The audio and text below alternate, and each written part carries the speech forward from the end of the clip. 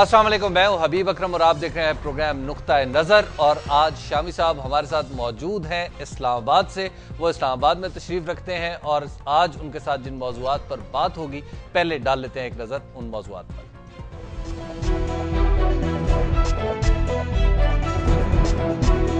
सदर जरदारी और मियां नवाज शरीफ की मुलाकात।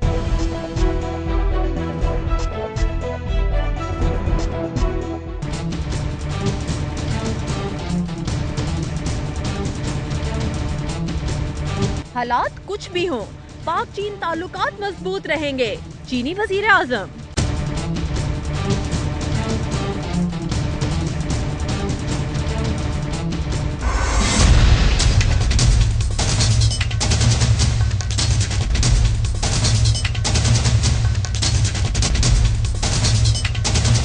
गर्मी जोरों पर, लोड शेडिंग उरूज पर।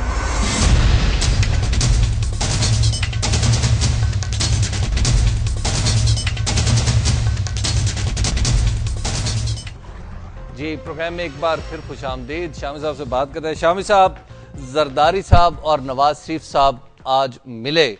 इस मुलाकात को महज हम एक इत्तफाक समझें या सियासत का कोई अगला कदम जो दोनों ने पहले प्लान किया था? नहीं, मेरा ख्याल कोई लंबी प्लानिंग तो इसमें शामिल नहीं लगती। ये तो चीनी वज़ीर आज़म की बरकत है कि वो यहाँ आए और उनके ज़हराने में शिरकत के लिए नवाज शरीफ साहब भी ऐवान सदर तशरीफ़ ले आए। और जब जरदारी साहब और नवाज शरीफ साहब ने एक दूसरे को देखा होगा जी, तो बर्फ़ पिघली होगी। जब बर्फ़ पिघलती है तो आपको मालूम है पानी बन जाती है। तो अब दोनों कुछ पानी पानी तो हुए होंगे ना जी। तो 4 साल के बाद मुलाकात हो रही है दोनों में। बिल्कुल, 4 साल के बाद। 4 साल तक कुटी रही। और जो इंतखाबी मुहिम चली उसमें नवाज शरीफ साहब ने तो ख़ुद को बहुत एहतियात से रखा, ज़ुबान की भी हिफाजत की, बड़े सोच समझ कर फ़िक्रे बोले। लेकिन शहबाज शरीफ साहब और दूसरे मुस्लिम लीग के लीडर थे, वो जरदारी साहब पर गरजते बरसते रहे और जरदारी साहब ऐवान सदर में दुबके रहे, क्योंकि हाई कोर्ट ने पाबंदी लगा दी थी। वो अब सियासी सरगर्मियों में हिस्सा नहीं ले सकते थे जी। वगरना जब वो नए नए सदर बने थे उस वक्त वो जनाब जलसों से खिताब करते थे और खूब बरसते थे अपने मुखालफिन पर। और नवाज शरीफ साहब भी बरसते थे। उनको मौलवी साहब कहकर पुकारा एक दफ़ा तो उन्होंने तो, जी। लेकिन अब वो माजी की बातें हैं। अब नवाज शरीफ साहब जीत चुके हैं तो उनका अंदाज़ फातिहाना है। और जरदारी साहब जो हैं वो बहरहाल सिंध में तो अब उनकी हुकूमत जो है वो मौजूद रहेगी और सिस्टम में भी उनकी एक ताकत रहेगी, सेनेट में उनकी अक्सरियत है। और अब वो ऐवान सदर से रुखसत होंगे तो दोनों रहनुमा जो हैं उन्होंने एक दूसरे से बात की है, कुछ सिस्टम को स्ट्रेंथन किया है और ये एक अच्छी खबर है। जी शाम साहब, जो नवाज शरीफ साहब ने आज कहा जी कि मुफाहमत की जो मोहतरमा बेनज़ीर भुट्टो से मुफाहमत शुरू हुई थी वो आगे भी जारी रहेगी। वो कौन सी मुफाहमत? क्या मिसाक जमहूरियत की तरफ रेफरेंस है? वो तो बहुत पुरानी बात होगी। अब कौन सी मुफाहमत की बात है? देखिए, मिसाक जमहूरियत में जो कुछ तय हुआ था उसमें बहुत सी बातों पर तो अमल हो चुका। जी, जरदारी साहब को ये क्रेडिट तो दिया जाएगा कि जो कॉन्स्टिट्यूशनल अमेंडमेंट्स थी उनके हवाले से तो उन्होंने उस अहद की पासदारी की और सदर के इख्तियारात ख़त्म किए, पार्लियामेंट के इख्तियारात बढ़ाए, प्रोविंशियल ऑटोनॉमी जो है उसमें इजाफा किया। तो बहुत से इक़दामात हुए। लेकिन जो झगड़ा पड़ गया अदलिया की बहाली पर और फिर वो झगड़ा बढ़ता चला गया। वगरना आपको याद होगा आगाज़ तो ऐसे हुआ था ना जी, कि यूसुफ रज़ा गिलानी साहब को पीपल्स पार्टी के साथ साथ मुस्लिम लीग नून ने भी एतमाद का वोट दिया था। बिल्कुल। और वे इत्तफाक राय से वज़ीर आज़म मुंतखब हुए थे। मुस्लिम लीग नून ने वजारतों का हल्फ उठाया था। मरकज़ में और पंजाब में दोनों जमातें शरीक इक़्तिदार थीं। लेकिन फिर बहरहाल जो अदलिया की बहाली के सवाल पर इख्तलाफात पैदा हुए, फिर दोनों जमातें एक दूसरे से दूर होती चली गईं जी। और फिर इंतखाबी मुहिम जो है वो तो उन्होंने एक दूसरे के ख़िलाफ़ खूब गुत्थम गुत्था होकर लड़ी। अब जरदारी साहब जो हैं उनको आखिरी दौर में आकर मात हो गई, यानी गोल नहीं कर सके। हाँ। खेले तो बहुत अच्छा, कहीं ना कहीं गेंद को ले जाते रहे, उससे खेलते रहे जी, लेकिन गोल कर लिया नवाज शरीफ साहब ने। ठीक है। तो नवाज शरीफ साहब का भी अब देखिए, उनके लिए भी बेहतर है कि मुफाहमत की पॉलिसी इख्तियार की जाए। हुकूमतें जो हैं वो महाजराई अफोर्ड नहीं कर सकती। तो शामी साहब और ये जो जी शाम साहब, ये जो फिर रेसिप्रोकेट भी होगी ये मुफाहमत के, जिस तरह यूसुफ रजा गिलानी मुत्तफिका वजीर आजम थे, तो फिर मियाँ साहब भी बन जाए कुछ इस तरह। देखिए, यूसुफ रजा गिलानी साहब तो एक कोलिशन के वजीर आजम थे। ये बात तय हो चुकी थी कि मुस्लिम लीग नून ने वफाकी हुकूमत को ज्वाइन करना है। अब जहाँ तक नवाज शरीफ साहब का ताल्लुक़ है, उनकी अपोजिशन में पीपल्स पार्टी है, ज़ाहिर है वो अपोजिशन का किरदार अदा करेगी। और उधर इमरान खान साहब हैं, उनका अपना ग्रुप है जी। तो लगता नहीं है कि वो भी कोई एतमाद का वोट देंगे। बहरहाल जरदारी साहब ने तो कह दिया कि भाई मैं तो सियासत से गैर मुतल्लिक हूँ, ये फैसला तो पार्टी करेगी मेरी। कोई बईद नहीं है कि वो नवाज शरीफ साहब को एतमाद का वोट दे दें, लेकिन उनकी पार्टी जो है उसने अगर फैसला करना है तो वो कोई भी कर सकती है। गोया जरदारी साहब बराह रास्त फैसला नहीं करेंगे, उनका आंख का इशारा जो है वो काम आएगा। आप देखते हैं उनकी आंख लड़ती है या बिगड़ती है। शामी साहब, जो इस वक्त PMLN को अब जो ताज़ा तरीन फिगर्स आ रहे हैं इलेक्शन कमीशन की, वो कह रहे हैं कि जी 12 मजीद MNA जो हैं वो PMLN में शामिल हो गए हैं। तो इतनी थम्पिंग मेजॉरिटी के साथ हुकूमत जो होगी, तो क्या उसको जरदारी साहब कुछ चैलेंज कर सकते हैं जो मुफाहमत की ज़रूरत पेश आई नवाज शरीफ साहब को? देखिए, जितने आज़ाद अरकान मुंतखब हुए थे जी, उनकी अक्सरियत PMLN में जा रही है, बल्कि जा चुकी है। और पंजाब में तो उनको ज़रूरत भी नहीं रही, फिर भी आज़ाद अरकान जो हैं वो दरवाज़ा तोड़ के आते चले जा रहे हैं जी। क्योंकि पाकिस्तानी सियासत में ये जो हजरात हैं ये हुकूमत से दूर नहीं रह सकते। और मरकज़ में भी आप देखें, आज़ाद अरकान जो हैं वो भी एक बड़ी ताकत के तौर पर उभरे थे। और लेकिन मुस्लिम लीग नून ने जो अक्सरियत हासिल की, उसके बाद उनके पास कोई बारगेन करने की सलाहियत नहीं रही। तो अब वो बैत करते चले जा रहे हैं और दाखिल होते जा रहे हैं मुस्लिम लीग नून के पास। लेकिन मैं आपको ये अर्ज़ करूं कि महाज आराई जो है उससे गुरेज बहरहाल ज़रूरत होगी सब सियासतदानों की, ख़ास तौर पर नवाज शरीफ साहब की, क्योंकि आप कह रहे हैं कि इतनी बड़ी मेजॉरिटी के साथ उनको इस मुफाहमत की ज़रूरत क्या है। भाई देखें आप, सूबा सिंध में पीपल्स पार्टी की हुकूमत होगी जी, और खैबर पीके में कोलिशन लीड कर रही होगी तहरीक इंसाफ। बिल्कुल। तो अब जो मुखालफत है वो सूबों के अंदर भी तो जा सकती है ना, यानी कौमी असम्बली से हटकर सूबों के अंदर भी मोर्चे लग सकते हैं। बिल्कुल। और फिर स्ट्रीट पावर जो है वो है इस वक्त इमरान खान साहब के पास जी। उन्होंने इस हैसियत से अपने आप को मनवाया है। पीपल्स पार्टी की जो अपोजिशन थी उसके पास भी स्ट्रीट पावर थी। नवाज शरीफ साहब और उनकी मुस्लिम लीग जो है उसको बड़ी हमायत हासिल थी लोगों की। वो जुलूस कर निकाल सकते थे, जलसे कर सकते थे। शाम साहब, एक ब्रेक का वक्त आ गया है। ब्रेक के बाद हम गुफ्तगू यहीं से आगे बढ़ाएंगे। आप देखते रहिए नुक्ता नजर।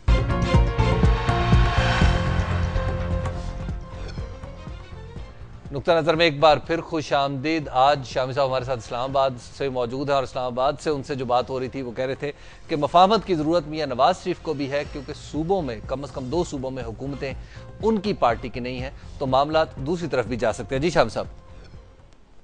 नहीं, देखिए, कोई भी हुकूमत जो है उसकी ये ख्वाहिश नहीं होती कि महाजराई हो, उसके खिलाफ मोर्चे लगे हुए हों और जगह जगह लोग एहतजाज कर रहे हों। अब देखिए, मौलाना फजलुर रहमान को भी ऑफ़र किया नवाज शरीफ साहब ने कि वो मरकज़ी हुकूमत में शरीक हो जाएं। जी। इस पर हमारे मुस्लिम लीग नून के बास दानिश्वर बहुत सटपटाए हैं और अताउल्लाह कासमी साहब ने तो लिखा है कि ये पहला गलत काम हो गया है क्योंकि उनके नज़दीक जो मुफाहमत की पॉलिसी थी जरदारी साहब की, उसने उनको नुकसान पहुंचाया है। बिल्कुल। और उस वजह से वो कोई मजबूत फैसला लेने के काबिल नहीं रहे और उनकी हुकूमत जो है अपने कोलिशन पार्टनर्स को संभालते संभालते और उनके नखरे उठाते उठाते इस अंजाम से दो चार हो गई जो हम सब के सामने है। बिल्कुल। लेकिन असल बात यह है, मुफाहमत गलत बात नहीं है। जरदारी साहब का प्रॉब्लम यह था कि उनके पास मेजॉरिटी नहीं थी कौमी असम्बली में, उनको मेजॉरिटी बनाने के लिए मुफाहमत करनी पड़ी और कभी MQM और कभी फिर बाद में मुस्लिम लीग काफ उनके वो मोहताज हो गए। जब तक MQM उनके साथ थी और मुस्लिम लीग काफ अपोजिशन में थी, उस वक्त तक तो MQM ने उनका जीना दूबर कर रखा था। बिल्कुल। आज ये नुक्ता, कल वो नुक्ता, आज ये एहतजाज, कल वो हंगामा, कभी पेट्रोल की कीमतों पर, कभी किसी दूसरे मसले पर नुक्तों की तलाश होती थी कि एहतजाज किया जा सके। लेकिन जब मुस्लिम लीग काफ से फिर उन्होंने कॉम्प्रोमाइज़ किया और अपनी हुकूमत जो है उसको निकाल लिया MQM के दबाव से, तो फिर मुस्लिम लीग काफ का बहरहाल एक प्रेशर था जी। तो अगर आप ऐसी कोलिशन बनाएंगे जिसमें मेजॉरिटी कोलिशन से बन रही हो तो फिर तो आपकी मुफाहमत जो है आपको मुश्किल में डाल सकती है। ठीक है। अगरचे के उसके बगैर हुकूमत हाथ में भी नहीं आती। अगर पीपल्स पार्टी कोलिशन न बनाती तो हुकूमत उसके हाथ में नहीं आ सकती थी, लेकिन वो हुकूमत जरा ढीली ढाली रही क्योंकि अक्सरियत के लिए वो मोहताज थी अपने पार्टनर की। बिल्कुल। नवाज शरीफ साहब की पोजीशन बिल्कुल मुख्तलिफ है। उनकी मुस्लिम लीग नून को कौमी असम्बली में कंफर्टेबल मेजॉरिटी मिल चुकी है। उन्होंने दुआ की थी कि मुझे बैसाखियों वाली हुकूमत ना देना। बिल्कुल। तो अल्लाह ताला ने उनकी ये दुआ कबूल कर ली है। बिल्कुल। अब कोई बैसाखी उनको दरकार नहीं है जी। लेकिन अपने मुखालफिन की सफ में इजाफा करना या मुख्तलिफ छोटी पार्टियों को अपने खिलाफ खड़ा करना, यह भी तो कोई दानिशमंदी नहीं है जी। इसलिए अगर वो मौलाना फजलुर रहमान को एक दो वजारतें दे देते हैं और किसी दूसरे ग्रुप को भी एक आध वजारत दे देते हैं तो ये घाटे का सौदा नहीं होगा, क्योंकि उनकी मुफाहमत के नतीजे में हुकूमत जो है उनके काबू में नहीं आएगी। वो तो एक फिदवी के तौर पर साथ रहेंगे। तो ये बारीक फर्क है जो हमें मलहूज रखना चाहिए। शामी साहब, अगली खबर की तरफ चलते हैं। चाइनीज वजीर आजम पाकिस्तान में हैं और वो कहते हैं कि जनाब हमारी फौलादी दोस्ती है, आयरन फ्रेंडशिप है। तो अब शामी साहब, इस दौरे में हमें अब क्या मिल रहा है? कहा जा रहा है कि हमने कम कुछ ऐसे मेमोरेंडम ऑफ अंडरस्टैंडिंग पे साइन किया जो तवानाई से मुतल्लिक है, साइंस से मुतल्लिक है और दीगर चीजों से मुतल्लिक है। तो क्या खैर सगाली के अलावा भी हमें कुछ मिलेगा इसमें से? देखें, आप क्या चाहते हैं? हमें हमारी अब नफ्सियात को हो क्या गया है कि हम हर वक्त कुछ लेने देने के चक्कर में रहते हैं। कोई दोस्ती, कोई ताल्लुक, कोई रिश्ता जो है इनसे बालातर भी तो होता है ना। दोस्ती का और रिश्ते का जो नतीजा है वो वही होता है कि आप एक दूसरे के साथ खड़े होते हैं, एक दूसरे के साथ काम आते हैं। मोहब्बत इस तरह नहीं चलती, ये कोई सौदाबाजी का नाम नहीं है। हमने कोई बनिए की दुकान नहीं खोल रखी कि साथ दो और साथ लो, या दो चटांग मोहब्बत दे दो और दो चटांग पैसे दे दो, ऐसा नहीं है। बात यह है, चीनी वजीर आजम जो हैं ली चियांग जी, ये देखें दूसरी दफा पाकिस्तान आए हैं। अच्छा। पहले जब ये आए थे 1986 में मेरा ख्याल आए थे। अच्छा। उस वक्त ये एक यूथ डेलीगेशन को लीड कर रहे थे। अच्छा। और 30 साल की उनकी उम्र थी, मेरा ख्याल 30-31 साल की। अब तो माशाल्लाह 57 बरस के हैं। ठीक। और उस दौरे की यादें उन्होंने कहा है आज तक मेरे ज़हन पर नक्श है, क्योंकि उनका जो इस्तकबाल हुआ, जगह जगह फूल की पत्तियां नछावर की गई, लोग दीवानावार उनकी तरफ लपकते रहे और उनसे अकीदत का इज़हार करते रहे, वो भूले नहीं अब तक। और उन्होंने ये बात बड़ी दिलचस्प कही है कि पाकिस्तान का जब नाम आता है किसी चीनी के सामने या चीन के अंदर रहते हुए, तो वो उससे एक ही तस्वर उभरता है, वो है लोहा, आयरन रिलेशनशिप। जी। और उन्होंने कहा पाकिस्तान हमारा आयरन ब्रदर है। तो मुझे ये भाई आयरन ब्रदर क्या होता है, लोहे वाला फौलादी भाई। तो मैंने फिर वहीं पे फोन किया अपने चीनी दोस्तों से पता करने के लिए, हमारे जो बरखुरदार हैं उस्मान शामी साहब। जी जी। मैंने कहा भाई ये क्या हुआ? उन्होंने कहा चीन के मुहावरे में नाकाबिले शिकस्त रिश्ता जो है उसको कहते हैं आयरन ब्रदरहुड।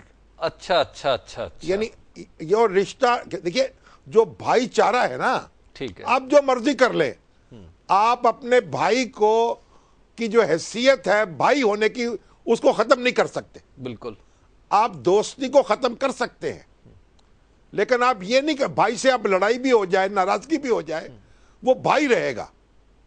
तो ये जो रिश्ता है नाकाबिले शिकस्त, ये टूट नहीं सकता।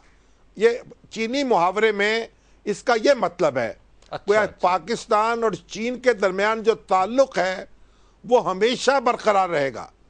और जब आपको याद होगा, चीन जो है जब अमेरिका से इसके ताल्लुकात जो हैं बहुत ख़राब थे, और यूएनओ में जो फार्मूसा, जैसे हम ताइवान कहते हैं अब, जो चियांग काई शेक का चीन था, छोटा सा टुकड़ा, वो एक परमानेंट मेंबर की हैसियत से वो नुमाइंदगी कर रहा था।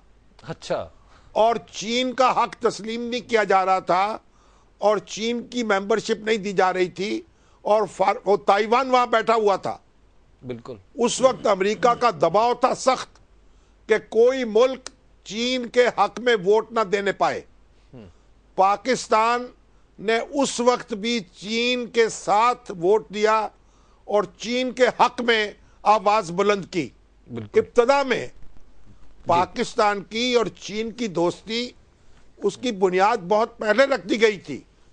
ठीक। और चीनी वजीर आजम ने भी इस हवाले से, जहां चेयरमैन माओ का जिक्र किया, वजीर आजम चू एन लाई का जिक्र किया, वहां उन्होंने हमारे लीडरों का भी जिक्र किया, कि जुल्फकार अली भुट्टो का भी जिक्र किया कि उन्होंने इस रिश्ते को मजबूत बनाने में मदद दी है। और उससे पहले अब सोहरावर्दी जो हैं वो भी चाइना गए थे, और यूब खां के ज़माने में भी ये काम बहुत हुआ। तो चीन जो है, और लियाकत अली खां के ज़माने में सफारत खाना कायम हुआ। तो हमारी एक तारीख है। और ये जो हम लोग कहते रहते हैं ना हमेशा अपने आप को कि हम तो अमरीकी पिट्ठू हैं, यानी कोई दुनिया की कौम ऐसी नहीं है जो अपने आप को इतना मतून करती रहे जितना हम करते हैं और जितना हमारे दानिश्वर करते हैं। हाँ। वो उनको ये खबर ही नहीं है कि पाकिस्तान जो है वो चीन के साथ खड़ा रहा तमाम तर अमरीकी प्रेशर के बावजूद, और पाकिस्तान ने आज तक इसराइल के हक में वोट नहीं दिया तमाम तर अमरीकी प्रेशर के बावजूद। जी श्याम साहब, एक ब्रेक ले लेते हैं। कौमी पॉलिसी चलाई है। श्याम साहब, एक ब्रेक ले लेते हैं। ब्रेक के बाद हम गुफ्तगू यहीं से शुरू करेंगे। आप देखते रहिए नुक्ता नजर।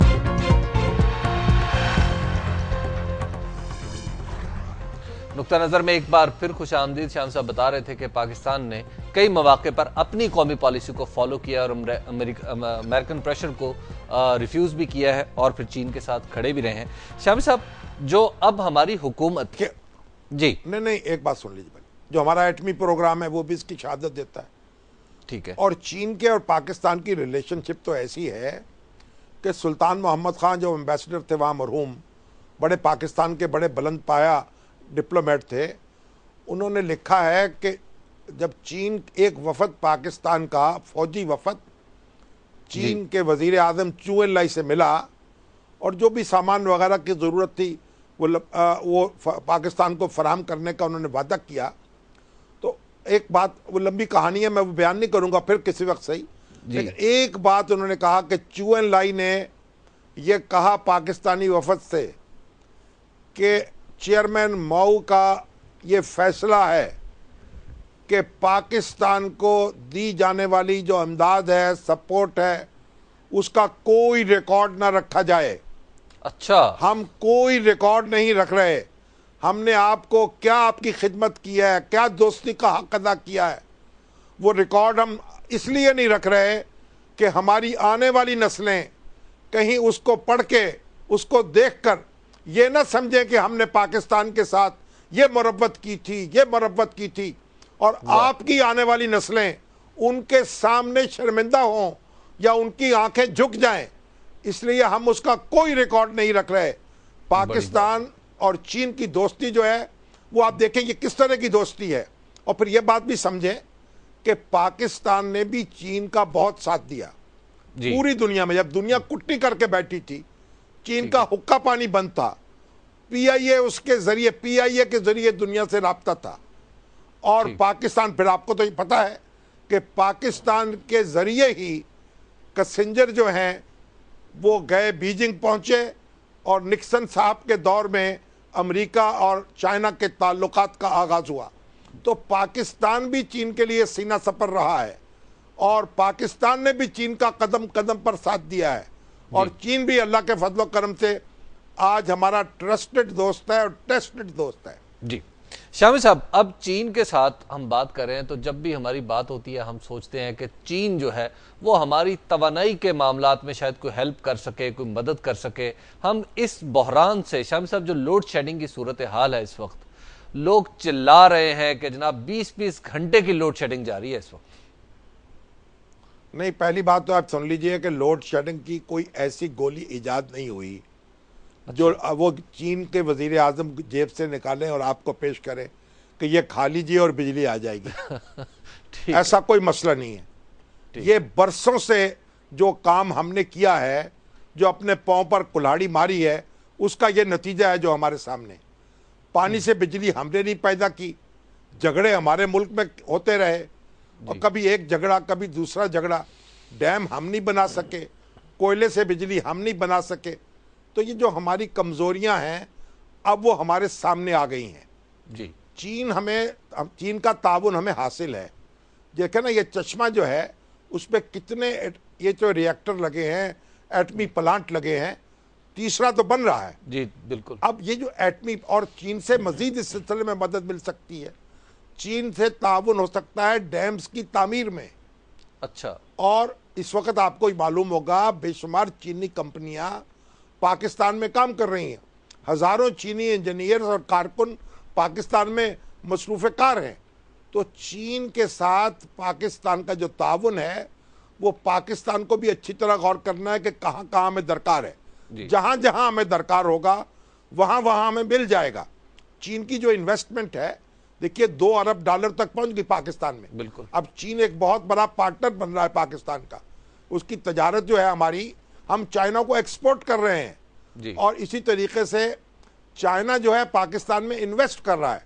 तो आप ये जो हमने, अलबत्ता मैं एक बात ज़रूर अर्ज़ करूँगा कि हमने, ये हमारी सबकी कमज़ोरी है, गुज़श्ता 30-40 साल में हम जितना इस्तेफ़ादा चीन से कर सकते थे उतना हमने नहीं किया। अच्छा, मसलन हमारे यहाँ चीनी अभी देखिए, अब इंडिया में गए हैं वजीर आजम चीन के, और वहाँ उन्होंने यहाँ इंडियन वजीर आजम ने कहा, मनमोहन सिंह ने, कि हम बच्चों को चीनी ज़ुबान सिखाएंगे और तरजीही तौर पर ये काम करेंगे। पाकिस्तान अगर चाहता तो यहाँ चीनी ज़ुबान सीखने वाले मौजूद होते, बच्चे उसको सीख रहे होते, सीख चुके होते। हज़ारों अफराद जो हैं वो चाइना से आला तालीम हासिल करके आ चुके होते। अगर हम 10,000 5,000 अफराद भी साल में भेजते तो आज देखिए हमारे पास क्या मैन पावर की सूरत होती। लेकिन ये काम हमने नहीं किया। नारे बहुत लगे, दिल के रिश्ते कायम हुए, लेकिन जो काम बहुत से करने चाहिए थे उनमें कोताही हुई है। लेकिन अब हमारी इकोनॉमिक रिलेशनशिप भी बढ़ रही है और हमारे दरमियान इंपोर्ट और एक्सपोर्ट यानी तजारत भी बढ़ रही है। बल्कि एजेंसी जो हमारे यहाँ तो अब यानी करेंसी स्वैप करने का मुआहदा भी हुआ है जी, कि हम लोकल करेंसी में भी चाइना के साथ तजारत कर सकेंगे। तो अब बहुत से काम तेजी से हमें करने हैं। जो हमारी अपनी कैपेसिटी है ना जी, उसका भी तो सवाल है ना कि हम किससे कितना इस्तेफादा करते हैं। ये भी एक तो मसला। चाइना तो है, चाइना में आप चले जाएं तो चाइना एक ऐसा मुल्क है, एक तुर्की और एक चीन, ये 2 ऐसे मुल्क हैं जहां पाकिस्तानियों की इतनी इज्जत है जो कहीं और नहीं है। पाकिस्तान में भी नहीं है, तो हमारा रूहानी रिश्ता है, लेकिन पाकिस्तान में भी तुर्की और चीन दोनों के साथ जो ताल्लुक है वो अपनी मिसाल आप है। तो हमें इन रिश्तों को तेजी से आगे बढ़ाना है। हमें अपने बच्चे जो हैं वो चाइना में तालीम हासिल करने के लिए भेजने चाहिए ज़्यादा से ज़्यादा। हमें चाइना, जब में चीनी जुबान जो है उसकी तरफ तवज्जो करनी चाहिए। हमें उनसे सकाफत के और टेक्नोलॉजी के और साइंस के और एनर्जी के हर मैदान में हम उनसे मामला कर सकते हैं और बहुत कुछ सीख सकते हैं। चाइना का तो एक बड़ी बुनियादी बात है जो चाइना की तरफ से कही जाती है, भाई हम आपको मछली खिलाकर पकाकर नहीं खिलाएंगे, हम आपको मछली पकड़ना सिखाते हैं। ठीक, तो हम मछली पकड़ना सीखने चाहिए। मछली पकड़नी कैसे है? शामी साहब, ये जो बिजली की मछली है, बिजली की मछली है, ये हम चाइनीज ताउन से कैसे पकड़े? ये चाइनीज ताउन भी होगा, अपने साथ भी ताउन होगा, जो हमारी करप्शन भी खत्म होगी, कुछ लंगर लंगोट कसना पड़ेगा। अब नवाज शरीफ साहब की हुकूमत आ गई है, वो दिन रात बैठे हुए हैं अपने माहिरीन के साथ जी। भाई बिजली जो है वो बनती है 14 रुपए की, फर्ज करें बिक पहुंचते हैं 8 रुपए वापस खजाने में।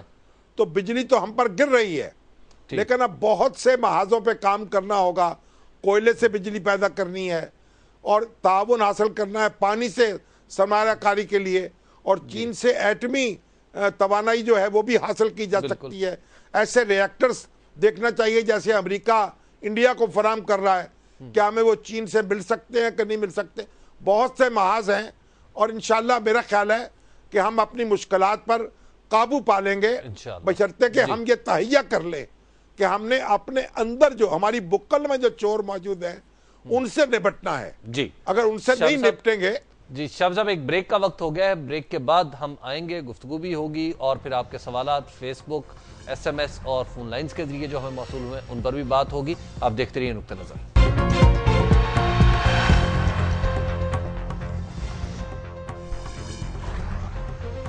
नुक्ता नजर में एक बार फिर खुशामदीद। शामी साहब से बात हो रही थी और शामी साहब बता रहे थे कि शामी साहब कहते हैं बुक्कल के चोर जो है वो सबसे पहले पकड़े अपने, उसके बाद मामला आगे बढ़ेंगे। मुआहदे तो चीन से मुआहदे तो बहुत हो रहे हैं, इससे पहले भी बड़े MOU साइन हो चुके हैं, जरदारी साहब कई दफा वहां गए। अब जो मुआहदे हो रहे हैं उन पर अमल करने का मामला भी होगा। हमें ये तहैया कर लेना चाहिए कि हमने अमल करना है।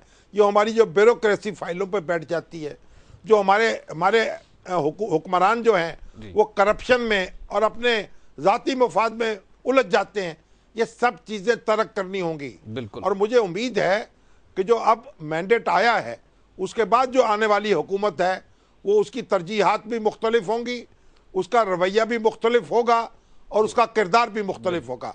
शाम साहब, जरा सवालात की तरफ चलें। ये जेम्स एंड्रयूज हैं। जेम्स एंड्रयूज साहब दिल्ली यूनिवर्सिटी में पढ़ते हैं और वहां से उन्होंने ये फेसबुक के जरिए मैसेज भेजा है। वो कह रहे हैं कि शामी साहब, आप खुद ईरानियन गैस पाइपलाइन के इफ्तिताह में गए थे, तो इस गैस पाइपलाइन की तो पाकिस्तान को जरूरत ही नहीं है। अच्छा, आप ये तो उनसे कभी बात हो और वो हमें अपने दलाइल भेजें तो देखेंगे, जायजा लेंगे।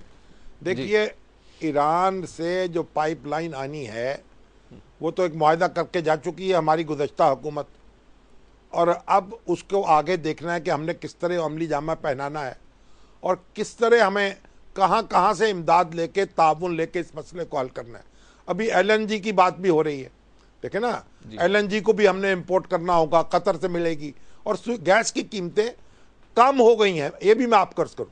अच्छा। अमेरिका में जो शेल गैस है उसके दरियाफ्त होने से अमेरिका खुद कफील हो गया है, बल्कि एक्सपोर्ट करने का प्रोग्राम बना रहा है यूरोप को जी। तो अमेरिका जो है उसमें जो गैस की दरियाफ्त है उसने पूरी दुनिया में गैस की कीमतों को मुतासर किया है।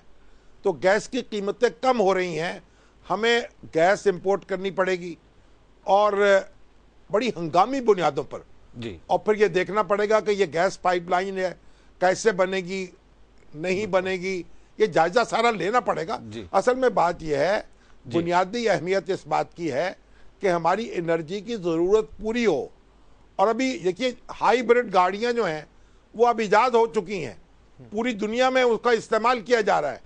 पाकिस्तान ने उन पर ड्यूटी रखी हुई है बहुत सारी। अभी ये नई हुकूमत जिसने अब चार्ज भी नहीं संभाला, मैं पढ़ रहा था, इन्होंने फैसला किया है उन गाड़ियों पर इंपोर्ट ड्यूटी कम कर देंगे, बल्कि मैं तो समझता हूँ ख़त्म कर देनी चाहिए, ताकि वो गाड़ी लोग मंगवाएं और जो हमारे यहाँ जो गाड़ियाँ, जो हमारे कारखाने काम कर रहे हैं गाड़ियों के, उनको कहा जाए कि वो हाइब्रिड कारें बनाएं, ताकि पेट्रोल को हम जो बार बार इंपोर्ट करना पड़ रहा है, हमें हर साल हमारी कमर दोरी हुई जा रही है, उसकी कंजम्पशन कम हो। तो बहुत से काम कई महाजों पर करने के हैं।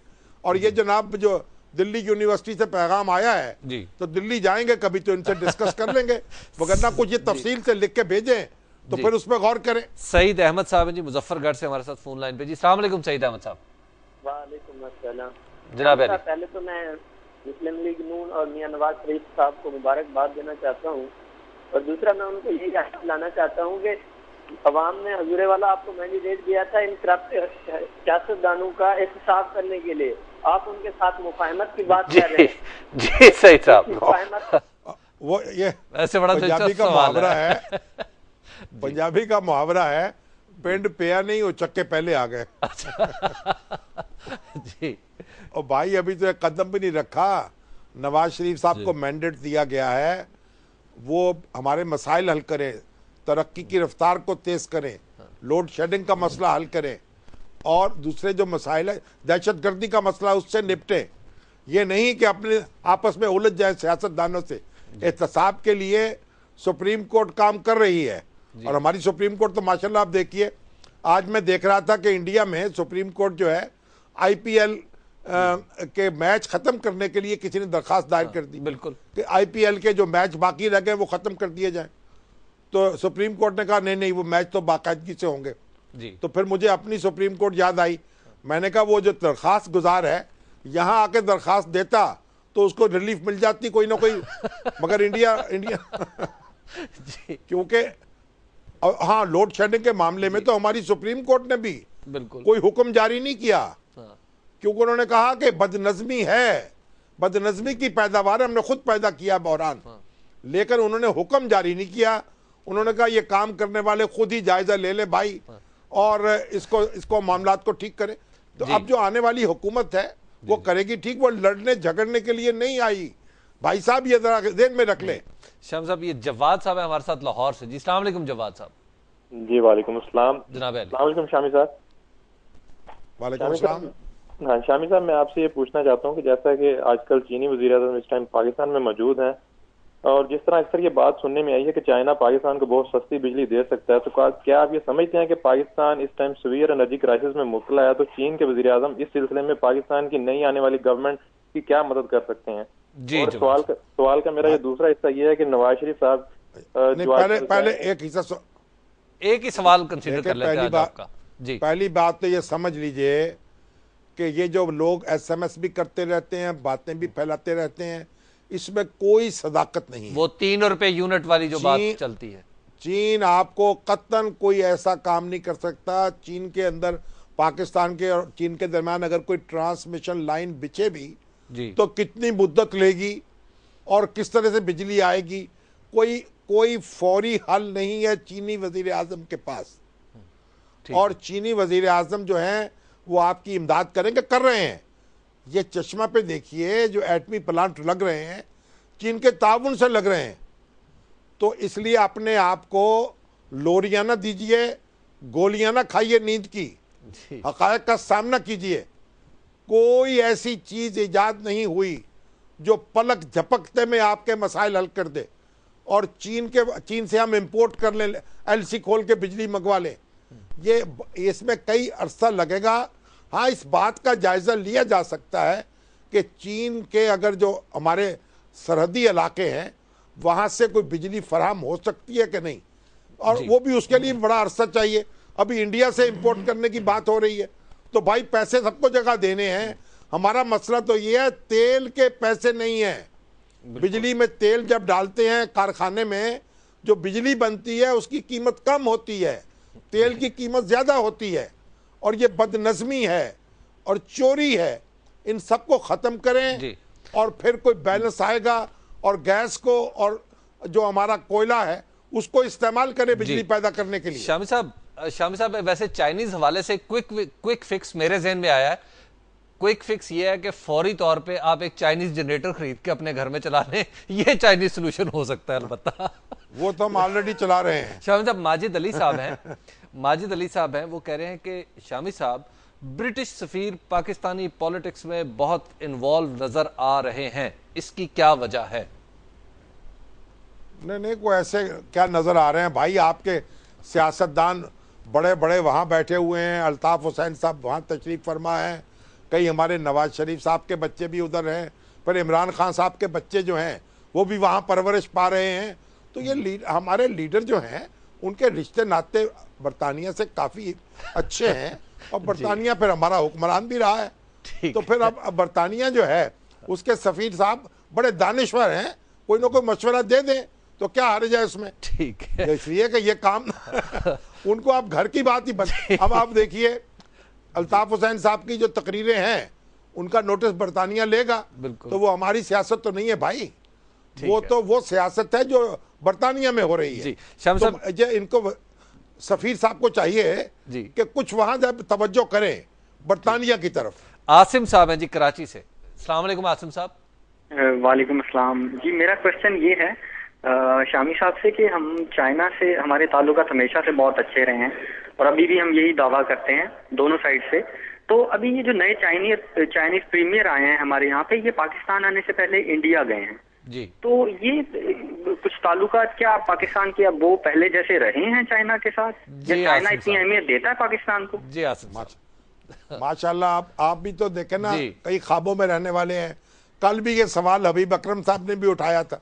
मैंने कहा भाई कोई शख्स जो है कराची से आ रहा हो तो आप कहें कि ये मुल्तान पहले कैसे चला गया, लाहौर क्यों नहीं आया जी?